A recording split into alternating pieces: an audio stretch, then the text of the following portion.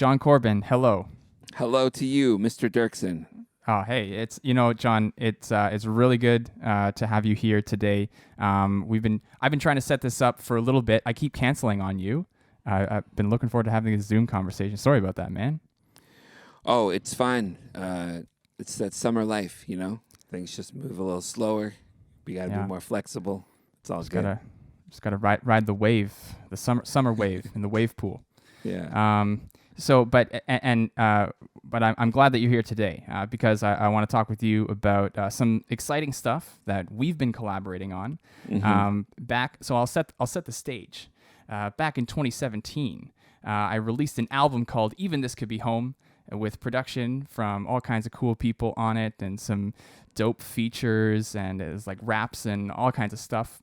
And then late down the road, I kind of realized I used some samples that weren't actually cleared.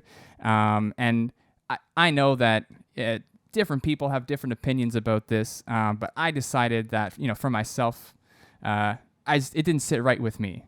So I tried to reach out to these the people who have the publishing rights for these samples and to try to clear them after the fact. Only one person got back to me, and they said, no, you need to take that song offline right now. Fair game. I'm the one who I brought it on myself. I was the one who went around, trying to wake up the bear, trying to bother the wild animal. So, long story short, I took that song down, and I just thought, you know what, I'm just gonna take the whole thing down. It's done. I released that album. It was good, but I'm gonna move on. I'm gonna move on from here, Jon. I'm moving on. And then a little while later, you said, well, wait, hold up. What if we remixed the uncleared samples out of some of these songs, and then we can re-release this album in a shiny new deluxe version? So that was your idea, Jon. What was going through your head at that time when that started percolating, and then you brought it to the fore, as it were? Well, I need to start with really saying how much I enjoyed the original album. I think that if I think back through my production life, that record is probably the first thing I'd say that I had a hand in as an executive producer. That's right. Role, and I can't remember if my name made the credits. In that regard, I have to go back and see if I can find a CD, but that's a record that I take some ownership in, and so I'm quite excited about it. Yeah. There's one of the songs, "Alone," that came from a session that we were in 2014. That yes. Brett Klassen at the time, now English, fire, had produced. Then I did the joint "For You Really Mean," and you rocked that, and then we got you Drew Brown on it, and then did some poetry on "Follow You." Yeah. And there's still the original version out there with the Will Regan sample. Whew. That's right. That I have not touched that beat. I've not touched it. So I still got it on my hard drive. Yeah, it still lives. So that was from the 2014 sessions as well. So that's right. Yeah, I have a lot of fond memories. I love the artwork on it, and I still have my at home shirt. I got a couple of them actually. So right on. Yeah, I really wanted to spend a minute to just be thankful for that project because it means a lot to me. Oh, thank you. Well, I just say that that's the first album really I'd ever done. I did an EP before that time, but to actually collaborate with these other producers and that sort of variety and level of artists. That was my first experience having that kind of experience on a project, and you were a big part of that, pulling a lot of these pieces together, making it happen. So if it knocks, it's largely because of you. So yeah, thanks, well, Jon. I appreciate it. It's encouraging for me. it's inspiring. Like it's something I like to do. I like helping format projects, and so this one came out nice. And what I really enjoyed about it at the time, I remember we were playing a lot in the car, and then we were playing it for our friends, and the kids really enjoyed it. That was important to me at the time. Like they were really rocking with some positive music. So that was really important to me. Cool. The pivot was something I've always tried to consider. Like I like iterations. So I collect versions of songs I really like. I like different covers of the same song. I like things that are unique or a little bit a little bit of a shift from the original way that it's done. So I've watched people like being in underground hip hop for almost 20 years now. You see, someone comes across a sample that they can't clear. How do you get around that? Sometimes it shelves a record. Like, Marzil, I remember they had a record shelved for 2 to 3 years because of a specific sample. I've had other folks, get musicians and try and replay it.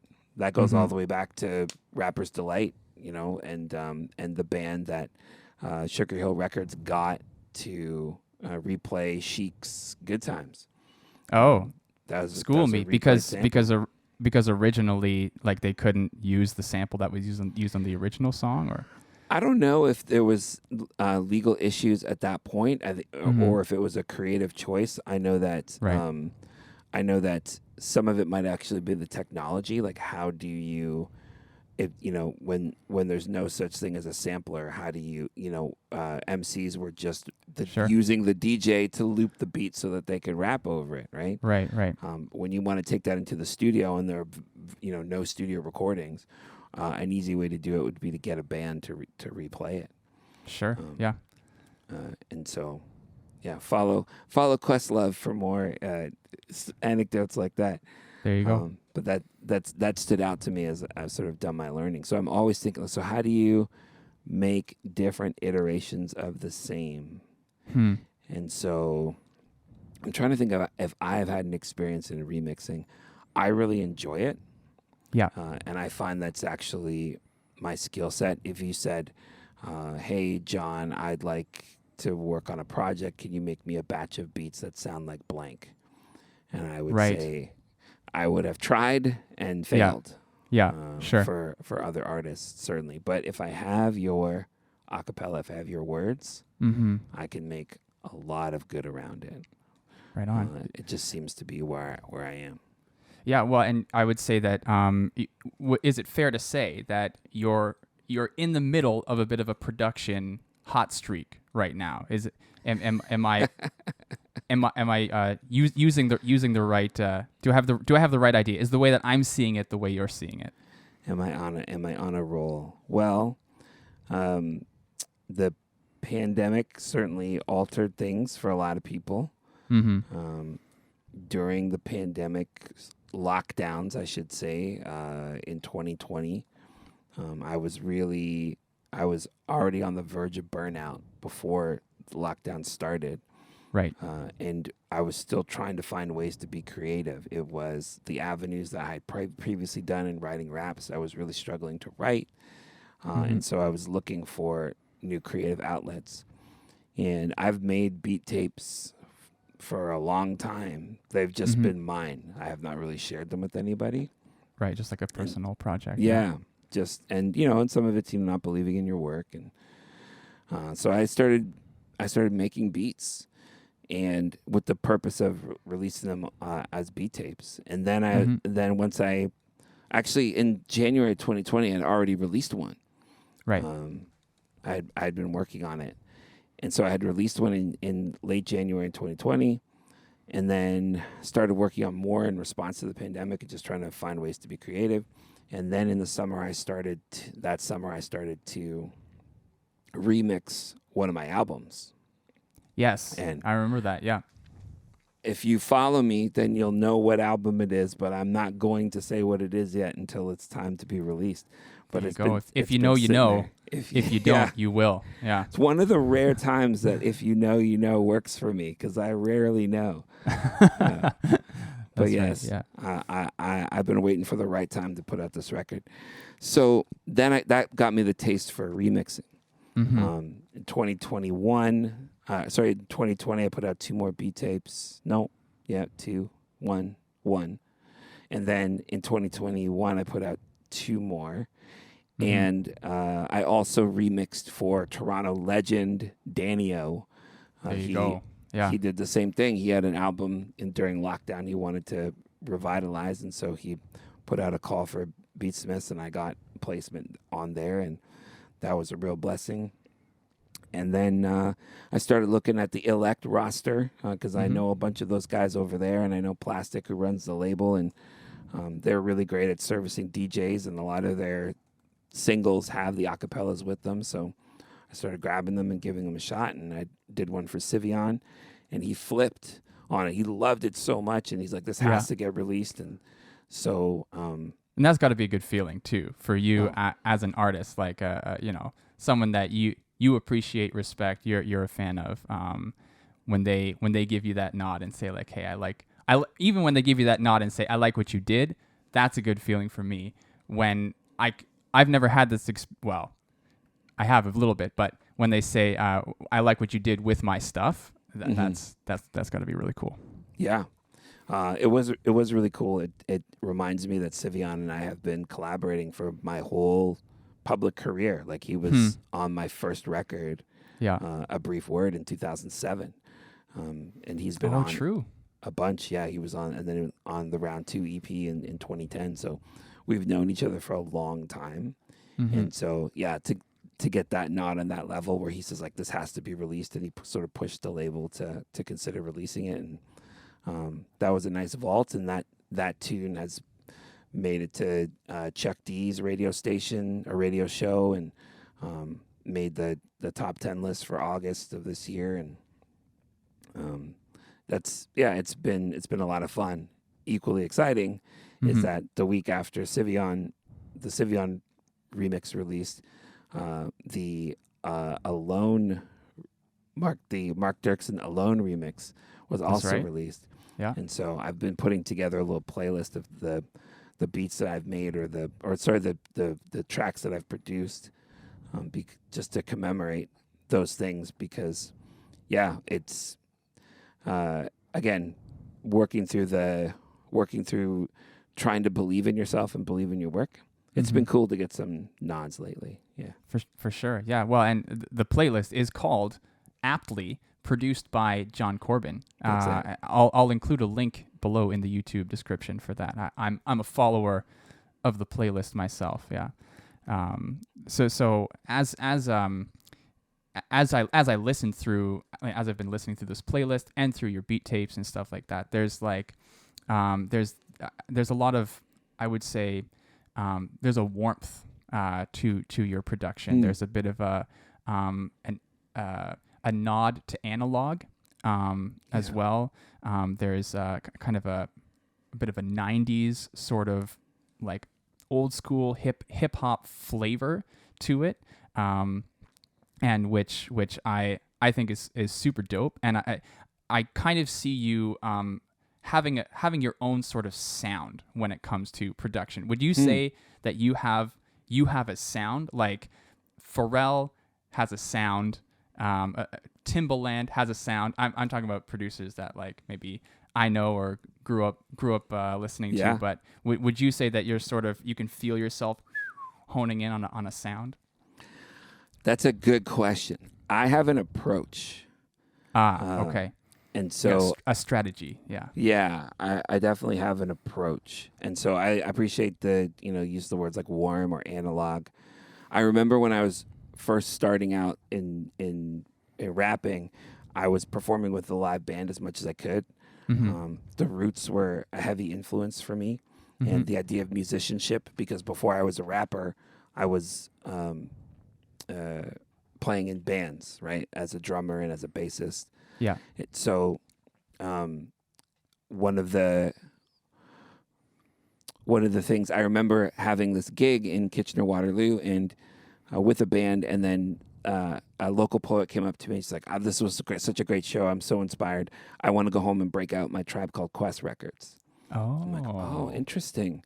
Yeah. Because I feel a bit late to the game. Like home for me is like I like the golden age of the early '90s. I like that golden era hip hop. I certainly respond to it, but I didn't grow up with it.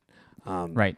I listened to all sorts of music, and then sort of found a home in hip hop with the neo soul of like the late '90s, early 2000s, like the Soulquarians, Mos Def and Erykah Badu and Talib Kweli and Jill Scott and D'Angelo and that kind of stuff. Yeah. And the Roots, which was the central figure around that. So for me, it's always been about live instruments. So I guess this is where the analog comes from. My approach is a band. I am thinking about, when I'm making stuff, I'm thinking about how would a band replay this. And so interesting. So it's very much like I will program drums, with a drummer's mindset because I love to do it. I really should be on the kits myself, but it's just a lot easier and cheaper to sit in the basement and work. Sure. Yeah. I enjoy programming bass, but I really should be playing the bass. And so I'm, taking steps towards that. And then the rest of it is how can I bring other instruments in? So I don't mind the electronic sound, but for me, I'm always thinking about a band. I'm thinking about parts in a band. And so that's, I hear that a lot in the Alone remix where I'm starting to take more time with creating the digital kit. So, that tune starts and it's the ride. And I'm now sitting at the drum kit and thinking about how am I going to reproduce this digitally? Yeah. So that's my approach. Oh, cool. Yeah. That beat, I'm thinking of the sound of the characteristic sound of the drums. I'm thinking of that. My favorite part about that beat, Alone remix. It's on Spotify right now. You can go check it out. Links in the description below. There's this like sax that comes in on the hook, and it's like just subtle and smooth. It like hangs a little bit in the background. It doesn't force its way like into your face. Where did you find that? Is that a sample? Did you play the sax or did you program that? How did you do it? Yeah, so it is a sample, and it and again that band approach, that live instrument approach, really affects my digging of where what I look for with samples. I'm loving the royalty free world right now, and what I'm seeing is musicians being able to create. So there's going to be a world in which I will be able to start a beat and bring in musicians, certainly. But I've been sort of honing my band leading skills from the computer. Again, I guess the Roots have been influenced. They added a horn section in the year in oh boy, when did they? I remember in 2005, the Game Theory record was supposed to be a New Orleans influence record, and then Katrina happened, and they just went super dark and never really came back. Right. 2005, 2006. But then when they were on the Tonight Show, they started adding a horn section. They were adding Sharon Jones's players from Daptone Records. So Daptone and the evolution of Daptone over the last since 15 years has really been about modern soul that harkens back to the work done in the 60s and the 70s. So again, that sort of analog not coming back, but there's certainly a market there for it. So for sure, that to me is just like, all right, I need more horns. That's just where I've been. Some of the beat tapes, like the Summer Sunset, the Go Hard remix. Well, you've even gotten live horns on your beat tapes, right? That features Farnell Newton. Is that that the man you collab with? Yeah, Farnell Newton from Portland. Shout out to Farnell. He did first work on the Amplify song in 2020, the protest song discussing anti-black racism. He was on that, and then I'm just itching to do something larger beat tape wise with some musicians. Like I am the writer and they are the executors of ideas and are able to take it much farther. Farnell was that song was called a temporary stay. And I had live bass, a buddy of mine, Tim Ball, and Farnell, and I programmed the drums. It was great. On. I want to do more of that. Yeah. Well, okay. So I hear you've mentioned talked about this song Amplify and some protest music that you've done, and I know you have some stuff in the works or coming out. So I want to come back to that, but first, I want to talk about some things that stood out, like as you were talking, which resonate with me and my experience working with you, Jon. And that's it's interesting. I didn't know this. It's interesting to hear that you have a band in mind. What I have known about you is that you are a very collaborative person, and so it's cool to hear that even when you're working by yourself, you're thinking about what would this sound like if there was a room full of people making this. You mentioned earlier in our conversation a writing camp back in 2014, so that was my first experience. Being part of this sort of collaborative, bringing people together thing that you do. You do that a lot. You try to bring people together, get people in a room, get people, connected on email or whatever over Zoom. Yeah, these are very enriching times for me, and lots of cool connections are made. So tell me about that. I don't know exactly what I'm trying to ask, but tell me about that heart that you have, that I know that you have, for collaboration and getting people together in a room who maybe don't even know each other, but could really be a blessing to each other. Yeah. If you asked me about an origin for that idea, I'm not sure that I could tell you that right now. I think that playing in bands was always significant for me. Whether that was like as a young person playing in church, or even as, when I learned to play the drums, like at camp, we formed a band and did stuff. And there's a real energy to it, I think. And you're right that it is enriching, and that's a feeling worth chasing, in my opinion. That's, of the many highs that music can provide, I think that's the one that's significant for me, is like, when can we get together and build? I remember I kept a band in the Kitchener-Waterloo region when I moved into the Greater Toronto area. This is 2007. I remember going into a rehearsal, and I was working on some various ideas, and I would have ideas. This is what I want to play or reproduce or whatever, and can you help me get there? They're working at a skill level that's higher than mine.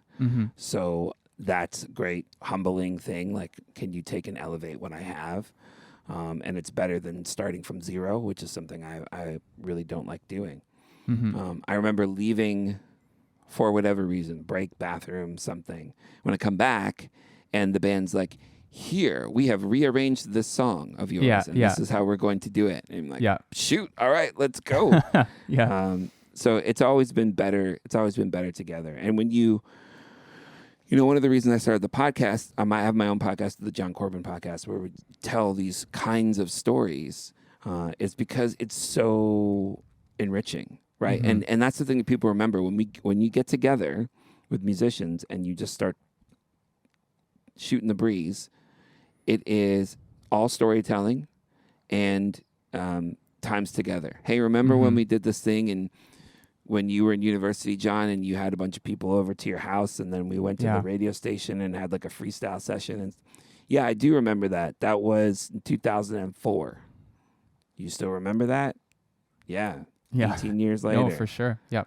So yeah, it's I don't know, it's bands and camp and what it's like to tell good stories, and anything I've done, it's never it's so rarely a solo effort. And so the richness of the work, and again, one of the reasons I wanted to start my podcast is to tell these stories. It's really important to me that that my aunt watched the months-old triplets so I could go downstairs and record a verse in 15 minutes for Theory Has Its record. Like, it's not just, oh, Jon, that was a dope verse. It was like, oh, do you know what it took to get there? Yeah. It actually took someone to, just for a minute, watch the kids. For sure. That means the world to me. Yeah. That's all the relationship and effort and and story that's behind music. Yeah. And partly why I'm so glad we get to have this conversation right now. I know for myself, you talked about playing in a band being a humbling experience. I just have to say that's been exactly my same experience, like playing in worship teams or like having like my own band, like as a younger, early 20-something guy. Just this feeling of what I'm able to contribute is this narrow spectrum. Like I maybe have like a skeleton of a song, or I can play a few chords, or I have some lyrics, and then you get someone who can actually play the drums. You get someone who can actually play like keys or like guitar or something, and then they can just sort of take this narrow band of what you have and just like expand it, and it becomes a lot richer and fuller, and something that I never could have even dreamed of myself. That's what my experience was working with you for the original version of Even This Could Be Home, and then how you've and then also what you've done with these remixes for the deluxe version. Honestly, listening back to these things, I was done with the album. I was like, okay, we did it, and then I pulled it offline, and then it's all done. I wasn't even thinking that it would have a second life. And now you've come along and reimagined some of these tracks, and it feels fresh. Yeah. It feels fresh and new, and something old, something new when you listen to it. Jon, before we finish, I just want to ask you about a project that I know that you have been working on and is sort of in the completion marketing stages right now. And by the time this is released, I believe that you'll be promoting it. There's you talked about the song Amplify, some like protest music that you've been doing. Tell me about that. What do you want people to know about what you've been working on? Yeah, so I have a digital Maxi-Single, or I should say, I have a Maxi-Single of two songs, Amplify and Outcry, that were both released in 2020. To just quickly step further back from that, having conversations about race and racism have been significant for me, especially in the social structures in which I inhabit. One of them is the church. Another one is public education. I have been doing my own learning and growing in either of those, and then sort of being often a dark face in a lighter space. It's been a challenge, and people haven't really been ready to have that conversation. I think that, or they've been resistant to it.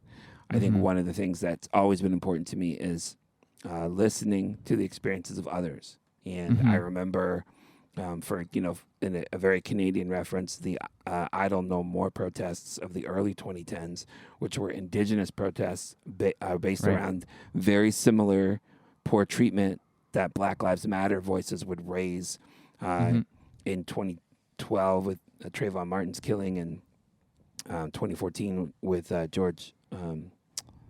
Mike Brown's killing. And we saw Black Lives Matter take to the streets and become a cultural force. I remember that I had not been paying attention to Idle No More prior to that, and so for me as a Canadian, what does that mean? And how do I learn? How do I get better? And so my approach was listening, and that was something that I'd sort of been urging people and institutions to do, is listen to voices, and some did, and many didn't. With Black Lives Matter continued to gain prominence and raise a voice, and Colin Kaepernick's protests in the NFL that kind of shook things up, and then George Floyd's murder in 2020 that sort of found us while we were in a pandemic and really shook people. There was a song I'd already written called Outcry. The screams and the shouts of the streets echo out, and I released that just days after George Floyd's murder, and then worked on another song called Amplify, which was a word of that season, right? Once people were sort of paying attention to Black voices who had been there all along, those from the dominant culture realized, oh shoot, we need to actually stop talking and amplify voices. Right. Yeah. And so it kind of pulls from the emotional ethic of that time of 2 years ago. And for me, I don't forget that stuff. It's same energy. That's how I feel. And so, 2 years later, I've put these songs onto vinyl. I've got remixes for both, and then I've created a digital maxi-single that plays not like the maxi-singles of the 90s where it's like original song, remix, instrumental. It's crafted with interludes and versions of each of these songs, so that it plays like a record, plays like an album, I should say. And so you can sort of listen to and get inspired and revisit the energy of that time. I don't think it sits in grief, although it comes from grief. But I've tried to put something together to provoke thought and continue that energy. And so the musical exciting part is that there's a vinyl that I've got now, and people helped pre-order to manufacture. And so those people are getting their records first, and then publicly September 2nd there'll be pre-orders available, and we'll have this all out in October. But the vinyl itself has the original versions of Amplify, and then a revised version of Outcry featuring my friend Aubrey Nerona, who's will be on both songs, and he helped reimagine that song a little bit, and then an Outcry remix done by my good buddy Johnny Bishop from Chicago, with like a killer jazz ending to it, so lots of live instruments all over it, and then a 5 MC remix of Amplify with 5 MCs from the Greater Toronto area, all black, all powerful, and we have a video for that will be coming out in the September, October as well. Yeah, so I can't wait, John. Lots going on. Yeah. Well, and I like what you said about this carries, these songs were written back in 2020 or before, but they carry that energy, but that energy is still important now. Like it's easy for for something big to happen and to cause a lot of quick energy in the media. And then it's easy for the culture to forget about something that's important after it sort of like loses that media traction. But what I appreciate about this music coming out now talks about how important this still is. And so you also talked about listening. And so I'm going to be listening to the songs when they come out, and for all you out there, this is an opportunity for you to listen to a black voice, some black voices, and hear what they have to say and what's on their heart. So thanks for blessing us with that, John. No, thank you for taking the time. I appreciate the opportunity to speak about it. I'll include also in the description links for how you can procure a copy of the vinyl of this project. If you're a vinyl person, and if you're just a streamer, that's okay, because it's going to be streaming too. So sure will. Yeah. All that will be in the description. Just wanted to end it off there. I'm excited for the stuff that you have in the works, John. I'm excited for Even This Can Be Home, the deluxe edition, coming out in November. Our next single, I said "our" because it is "our" because you produced it. It's called "Real You." That's coming out September 23rd. So y'all can pre-save it on Spotify. That's in the description as well. And that's it, John. Anything else that's on your heart today? No, I just want to say that I'm thankful that you wanted to take up the journey of re-envisioning this album, and I'm proud of you for doing it. And each thing that we make is another step forward, and I see that for sure. There's a lot of maturity with this record, and it's been a real joy to listen to. I find it rich. Some of the bonus songs that you've added as stuff that you've worked on since then, and being able to have a hand in about half of the production. It's been very encouraging. Yeah, you bet. So grab this record. All right. Take care, Jon. Thank you. Bless you, man. Peace.